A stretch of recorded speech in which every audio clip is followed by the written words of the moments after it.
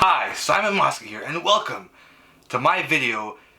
This is basically a survival guide for first-time cruisers.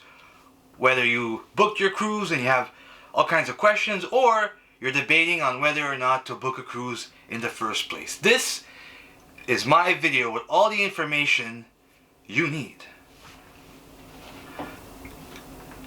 People who have never cruised before, the thing they always talk about the most is seasickness. Every time I talk about cruises to people who have never cruised before, they always mention seasickness. They say, I will never go on a cruise because I'm sure I'm going to get seasick. I know a couple of buddies who got sick on a small shipping boat. So they think the cruise is the same thing. A cruise is a massive ship. It's not a small fishing boat. Now, do people get seasick on cruises? I'm sure some do. I never did. I don't know anybody who has. It's not as prevalent as you might think. Now, it's not impossible. I'm sure there are some people who have gotten seasick. But it's not as big an issue as people think it is. I've cruised many cruises. I've never gotten seasick. None of the people that I've traveled with have gotten seasick. Like I said, I'm sure some people do, but it's not, don't think about it. Don't make the idea of seasickness deter you from booking a cruise. Alright? Now, there are some things that you can do to prevent seasickness. Pop a gravel pill. Okay? Take it before the cruise starts. So maybe half an hour or an hour before the cruise starts, just to make sure. Now, you decided you want to go on a cruise. Which one do you go on? Which cruise line do you choose? Which itinerary? Now, it could be very overwhelming trying to decide. First off, don't book a cruise specifically because of one port. Ports get canceled, ports change. I'm on a cruise right now, and we were supposed to go to Jamaica, and the port was canceled because of the high winds. For safety reasons. Now, I heard some people say, I booked this specifically for Jamaica. Well, don't. Don't book a cruise for one port specifically, because it can get canceled. It does happen. It can get changed. The sea, my friends, is very unpredictable, and things change. So don't pick a cruise specifically for one cruise stop. Now, which cruise line do you choose? Which ship do you choose? Decisions. Look, cruise ships and cruise lines are like restaurants and bars, alright? Some people like to go to fancy 5-star restaurants. Some people, they have fun in sports bars, in rowdy sports bars. Some people have fun in both those instances. Now, if you want something along the lines of a 5-star restaurant, go with Princess Cruises, Celebrity Cruises, those high-end cruise lines. You're going to pay more, by the way, but you'll get more also. Now, if you want a more laid-back, fun type of cruise, go with Carnival or go with Norwegian. Alright, Norwegian has excellent entertainment. It's also got the freestyle aspect. It means you can have supper whenever the hell you want. If you want to have supper at 8 o'clock today, and you want to have supper at 6 o'clock tomorrow, you can do that. You don't have a reserved spot in the dining room. Now, some people, they don't like that. They prefer having a reserved spot because they have the same waiters every night, and they get to know the waiters and stuff like that. It's all a matter of taste. But if you want freestyle, you want to have supper whenever the hell you want, you don't want to schedule on your vacation, Norwegian is the place to go. And remember that when you're looking at different ships to make a decision on which one to go with, the bigger the ship, it doesn't always mean the more stuff is on it, alright? Some ships are bigger and they have more decks because they have more cabins. It doesn't mean they have more pools, more hot tubs, more bars, more restaurants. They could have the same exact amount of amenities as a smaller ship. And the only reason it's bigger is because there's more people on it. So don't be fooled thinking bigger ship, more stuff on it. That's not always true. Also, if you've traveled in resorts a lot, uh, booking a cruise is an entirely different. It's an entirely different animal. All right. Now, when you're booking an all-inclusive resort, the price you see online, that's the price you're gonna pay. All right. For a cruise, it's not like that at all. The price you see online, it's vastly different from the price you're actually going to pay. That's because that price excludes port charges, taxes. Also, the price you're going to see is the price of the cheapest cabin on board, which is an interior cabin. Okay, so if you want a balcony cabin, it's going to be more expensive. If you want a window room, it's going to be more expensive. So the price you see on the website, that's not the price you're going to pay. It's going to be more than that. There's also tipping. Okay, I think it's around $15 US per day that you have to pay. I like to pay it in advance before. There is that option. Now, you've booked your cruise, okay? You're on your cruise. It's your first cruise, okay? Now, maybe you're used to going to resorts. Your plane flies in, you grab your suitcase, there's a guy outside with a clipboard, he drives you to the resort. You get to the resort, you check in, and voila, your vacation starts. Alright, on the cruise, it's a little bit different.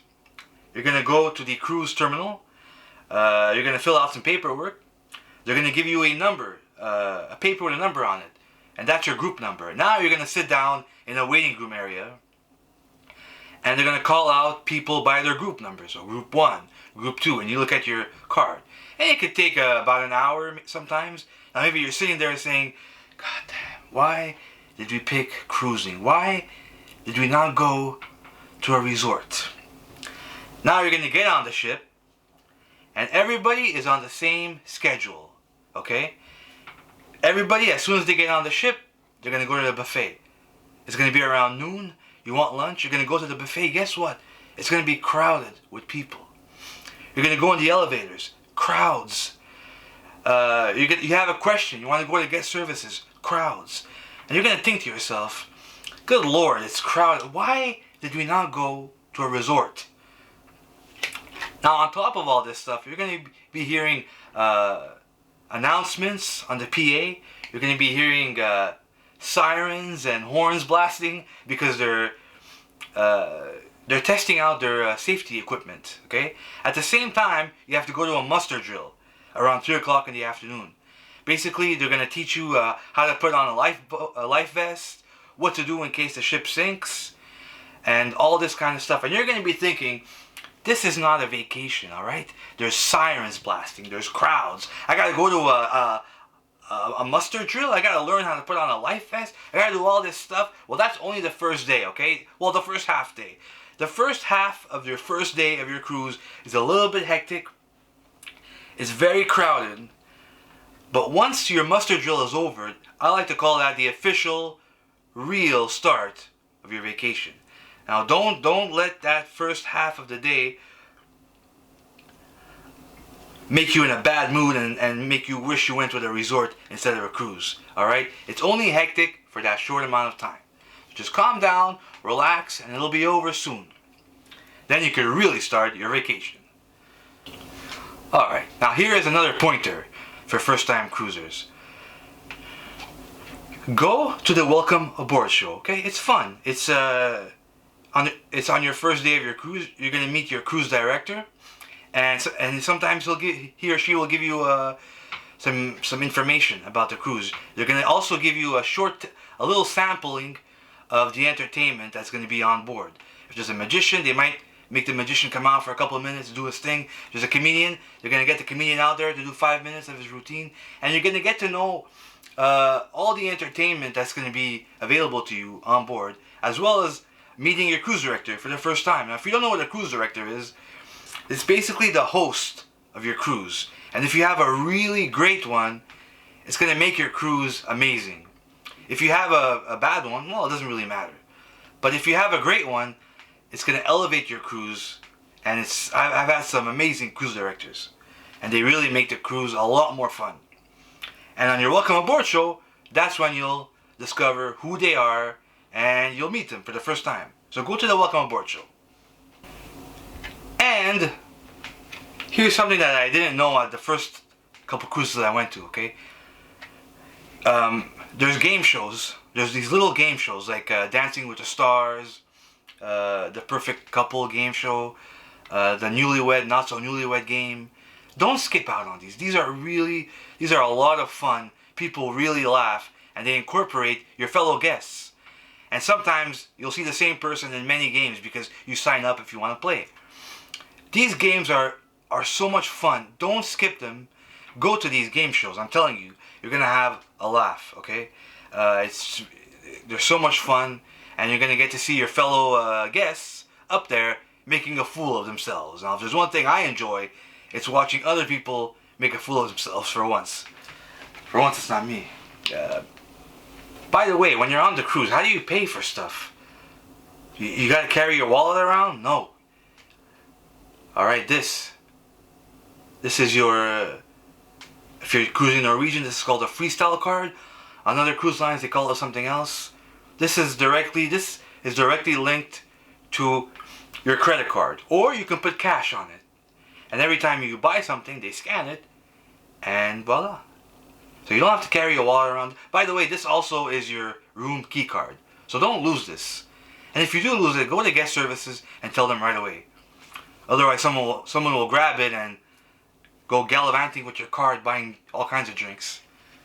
Maybe break into your room and steal your pillows. So if you lose it, tell guest services. This is another important thing, alright? Now here on Norwegian, this is called the Freestyle Daily. On other cruise lines, they call it something else. You get this in your room every day. Please read it. This is very, very important. Don't toss it aside. Don't cripple it into a ball and throw it overboard. This is very important. Now, it tells you all the stuff that's happening for the next day, alright? So this comes in your room at nighttime, and it tells you what's happening tomorrow. There's all the schedules of the shows and all the entertainment. There's also the opening hours in the back of all the restaurants and bars. But most importantly, it tells you any information that's very important. For example, if there's a time change, it's going to tell you on this. If there's some type of change with the ports or any important information, it's going to be on this. Now, if you don't know that you have to change your clock, you could miss the boat. Because if your watch says it's 4 o'clock, but it's really 5 o'clock, and the ship leaves at 5 o'clock, and you're standing there going, well, where's the boat? Oh, you didn't read your Freestyle Daily, you moron. It says so right on here for any time changes. By the way, if you are late, the ship will leave without you, alright? So don't be late. Be on time. Another tip for first-time cruisers, the Wi-Fi on the ship is not very good, okay? First of all, it's very expensive. It's $1 US per minute.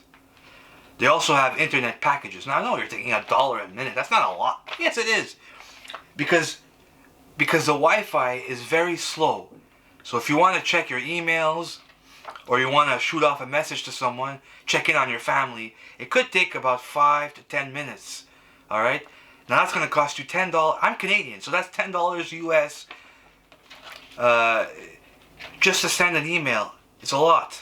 It's very expensive. So maybe tell your family, you know what? I'm going to contact you. You're going to see me when I get back. Alright? Don't worry about me. I don't want to send you messages every day. It costs a lot.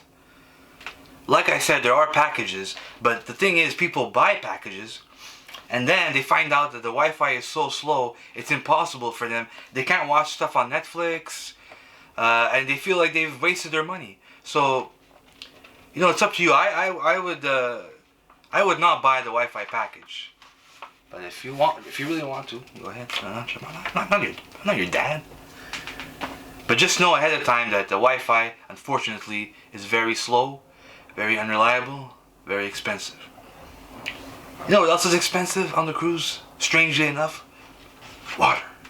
Now I got this paper in my cabin right now, and there's actually a sale, okay, for bottled water. Now you can have 24 1-liter bottles for $44.95 US. Why?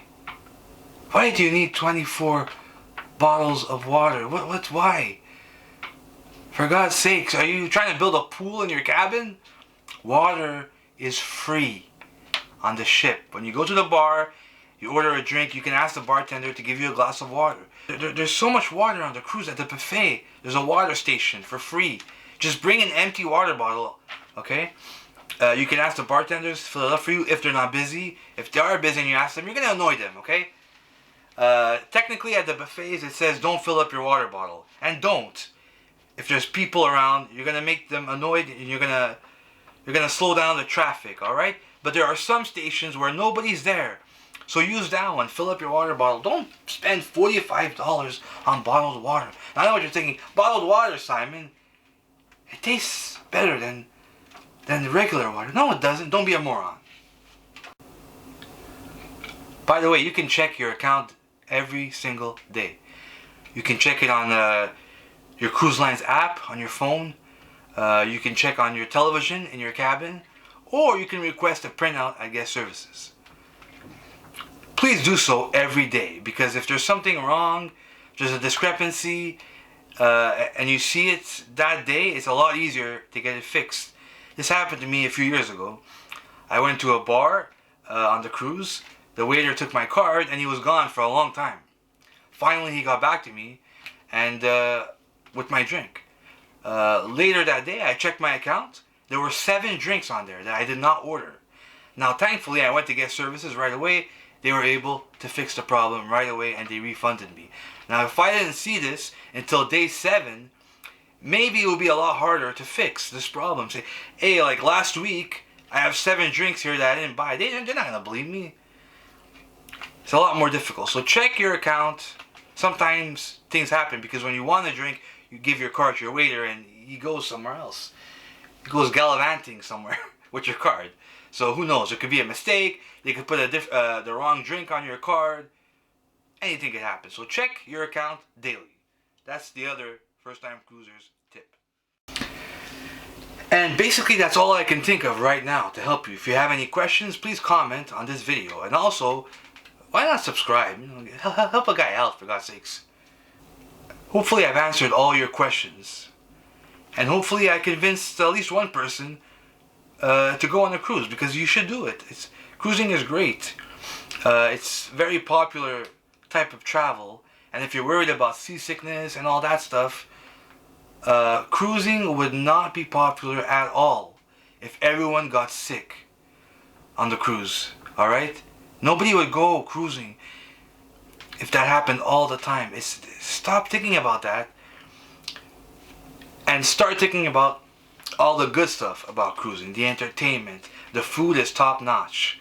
Alright? You can go to a resort and eat that bland buffet every day and it gets boring. Alright? It gets bland, it's boring, it's no bueno, okay? On the cruise, you have all kinds of options, all kinds of restaurants. You have Asian, you have Italian, you have the main buffet, which is complimentary. You have the main restaurant, which is complimentary. And the food is great. You can get a steak, you can get fish, you can get pasta. The menu changes nightly. You can get seafood, you can get soup, you can have whatever you want. You can have human flesh if you want. That's only available on Carnival, actually. I shouldn't scratch that. I definitely recommend cruising. Take my word for it. I've been on many cruises.